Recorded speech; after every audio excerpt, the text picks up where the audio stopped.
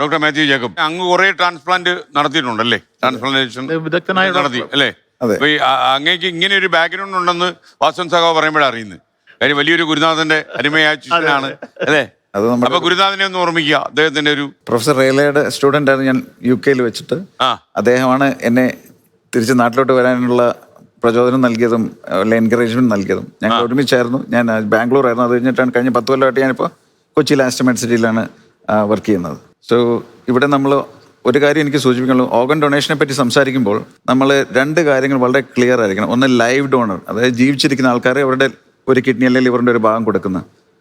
ഇപ്പോൾ ഇഷ്യൂസും കോൺട്രവേഴ്സീസും ഇപ്പം നമ്മൾ പറഞ്ഞില്ലേ, അതെല്ലാം ഈ ലൈവ് ഡോണറിലാണുള്ളത്. മസ്തിഷ്ക മരണാനന്തര അവയവദാനം, അതിൽ കോൺട്രവേഴ്സീസ് ഒന്നും ഇല്ല.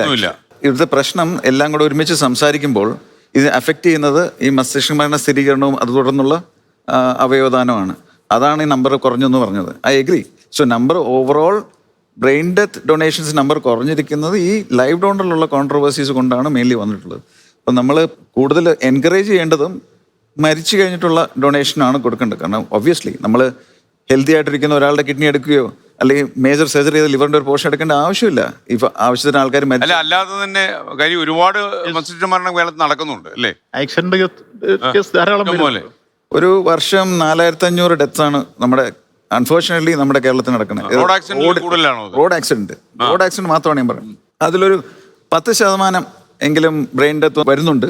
അവർ ഡൊണേറ്റ് ചെയ്യുകയാണെന്നുണ്ടെങ്കിൽ ഈ പറഞ്ഞ ലൈവ് ഡൊണേഷന്റെ ആവശ്യം പോലും വരില്ല. പക്ഷേ ഇവിടുത്തെ എന്തുകൊണ്ട് മസ്തിഷ്ക മരണ സ്ഥിരീകരണം നടക്കുന്നില്ല, എന്തുകൊണ്ട് അങ്ങനത്തെ ഡൊണേഷൻ നടക്കുന്നില്ല എന്നുള്ളതാണ് റെലവെന്റ് ആയിട്ടുള്ള നമ്മുടെ മുന്നിലുള്ള ചോദ്യം. ഡോക്ടർ ഇപ്പോ എത്ര പേരെ ട്രാൻസ്പ്ലാന്റ് ചെയ്ത് കാണും? ഇപ്പോൾ കൊച്ചിയിലെ ഒരു 650-700 പേരെ ഞാൻ 2000 കേസ് ട്രാൻസ്പ്ലാന്റ് ചെയ്തു. ഒത്തിരി കാലം UK ഈ ഫീൽഡിലായിട്ടൊരു 25 കൊല്ലമായി.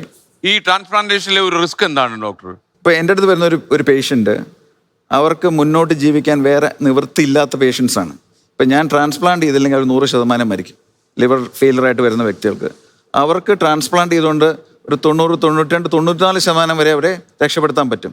100% മരിക്കും എന്നുള്ള ആൾക്കാർക്കാണ് നമ്മൾ ഈ 94% ചാൻസ് കൊടുക്കുന്നത്. അത് എന്നെ ചോദിച്ചാൽ നല്ലൊരു റിസൾട്ട് തന്നെയാണ്. അപ്പോൾ ഓരോ അവയവത്തിനും അതിൻ്റെതായ റിസൾട്ട്സ് വ്യത്യാസമുണ്ട്. കിഡ്നി ട്രാൻസ്പ്ലാന്റ് റിസൾട്ട്സ് ആണെങ്കിൽ ഇതിലൊക്കെ 99%, 98%. ഡോക്ടർ വൈദ്യക്ക് ഏത് ട്രാൻസ്പ്ലാന്റേഷനിലാണ്? കിഡ്നി ആണോ ഹാർട്ടാണോ?